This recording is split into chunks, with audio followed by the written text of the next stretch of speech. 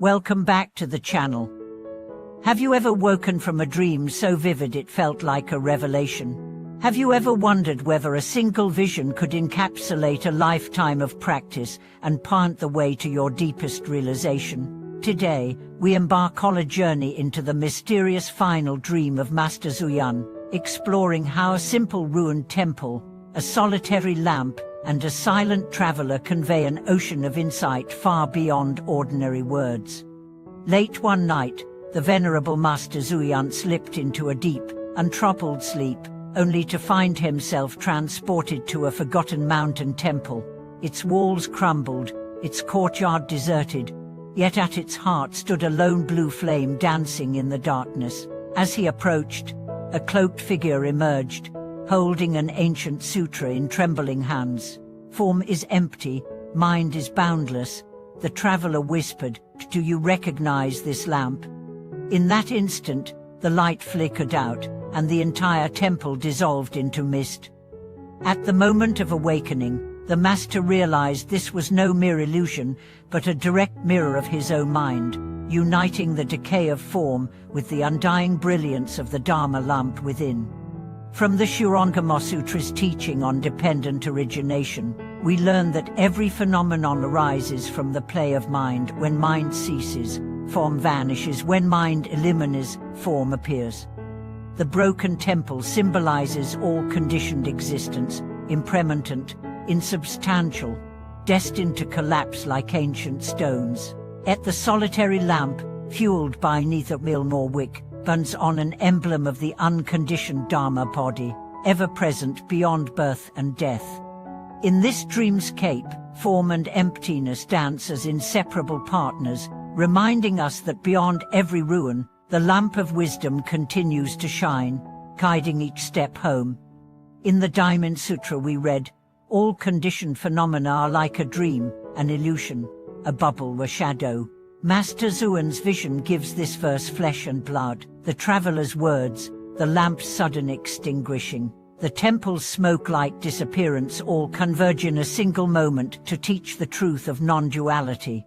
When form lights itself on fire in the mind's furnace, we see that what we cling to as drilled is no more substantial than morning mist. And yet, in the very midst of dissolution, awareness remains unshaken, silent, clear, and free. The Vimalokitaya Sutra describes a lay practitioner who, though bound by the body, manifests the fullness of the Buddha's wisdom. Similarly, the dream's silent traveler, either monk or deity, reminds Master Zuyan that each of us, regardless of station, carries the seed of enlightenment in our own heart. The sutra he holds is not foreign scripture but the living Dharma written in the language of direct experience. By walking through the ruins of attachment and gazing upon the lamp of pure mind, the dreamer realizes that true refuge lies not in distant shrines, but here and now, in the intimacy of our own awareness. Modern psychology affirms that dreams are windows into the unconscious, where memory and aspiration merge in symbolic form. For Master Zuyan, whose life was dedicated to chanting, meditation, and pilgrimage, this dream distilled decades of practice into a single nocturnal allegory. The broken hall echoed his early wanderings through war-torn temples. The blue lamp recalled midnight recitals of sutra and mantra. The silent guide embodied every kind teacher who had ever illuminated his path. In one transcendent moment, practice and realization became inseparable, revealing that the journey outward is always a journey inward. As you drift into sleep tonight, remember the landscapes you traverse may be the very temples you seek, and the phantoms you encounter may be the guardians of your own deepest insight. Lot beyond the stone and shadow, attend to the quiet lamp burning within. Long after the first light of dawn had chased away slumber, the vivid hues of that final dream lingered in Master Zuyan's awareness like an echo resonating through hollow stone chambers. In the days that followed, he found himself retracing the imagery again and again, questioning what it meant for his heart-mind to be both the crumbling temple and the immortal lamp. If form and emptiness are inseparable, then perhaps every moment of life, no matter how mundane, already contains that brilliant flame beneath the dust of habit. In interviews recorded by his closest disciples, Master Zuyan often returned to the motif of Tinner architecture. He would describe how the mind builds countless rooms, memory hallways, lined with portraits of past joys and sorrows, secret annexes where hidden fears lurk in shadow. Yet in the center of this mental mansion stands a singular, ever-burning light, the luminous witness that observes all constructions without becoming attached. The final dream, then, was an invitation to dismantle every fabricated wall and rediscover that central flame which needs no temple to reflect its radiance. Just as a ruined monastery on a mountainside can become a pilgrim's mirror, revealing both the fragility of human effort and the resilience of faith, so too can the dismantled mind reveal the immovable presence of awareness. Modern neuroscientists have begun mapping the brain's default mode network, noting how self-referential narratives persist like ivy climbing ancient ruins. When meditation calms these mental narratives, what remains is a clear, open field, remarkably similar to the temple courtyard cleared of debris in Master Zuyan's vision. In this field, the lamp of pure awareness lights up every corner without discrimination, offering an unobstructed view of reality as it is. Another layer of interpretation comes from the Taoist hermit tradition. Legends tell of sages who would retreat to abandoned shrines, using the silence of decay to deepen their communion with the way. In one telling, a solitary traveler lights a lantern in a forgotten cave, and that single lantern causes the cave walls themselves to glow, as if the rock responds to the inner flame.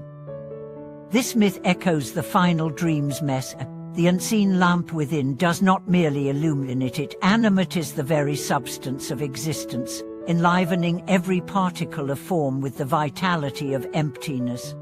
For practitioners seeking to integrate this teaching, a simple exercise can be offered before sleep. Visualize an empty temple courtyard. Notice the stones and columns, yet do not become lost in their shape. Then, bring to mind that solitary lamp, its flame blue, unwavering, sorts neither from ill nor wood. Rest your attention on that inner flame as you drift off. Should any dream arise, observe it as another movement of the lamp's light across the courtyard surfaces, neither clinging nor rejecting, simply witnessing. Over time, the boundary between dream and waking may begin to soften, revealing that both are fabrications of the same luminous mind. It is said that when Master Zuyan awoke, he did not rush to record the dream in solemn prose. Instead, he returned to his morning chanting, allowing the vibrations of sound to merge with his experience of emptiness. Even the act of recitation became a living prayer, each syllable echoing the interplay of form and formlessness. In our own lives, moments of ritual, whether bowing, breath counting, or mindful movement, can become bridges between the crumbled whole and the lamplit heart. As the seasons changed and the master's hair silvered further, he would smile knowingly at those who asked him to explain the dream. "The temple is already dust," he would say, "and the lamp never goes out." In that gentle paradox lies the essence of the Mahayana path, to transcend attachment without denying appearance, to honor the ephemeral dance of phenomena while resting unshakably in the boundless clarity that underlies all. May this story inspire you to explore your own inner architecture, to find the undying lamp that burns at the heart of every passing form. Practice resting in the open sky of awareness, even as you move through the ruins of your habitual patterns. In that spacious field, every step becomes a pilgrimage, and every breath a sutra of living light. Thank you for watching this video.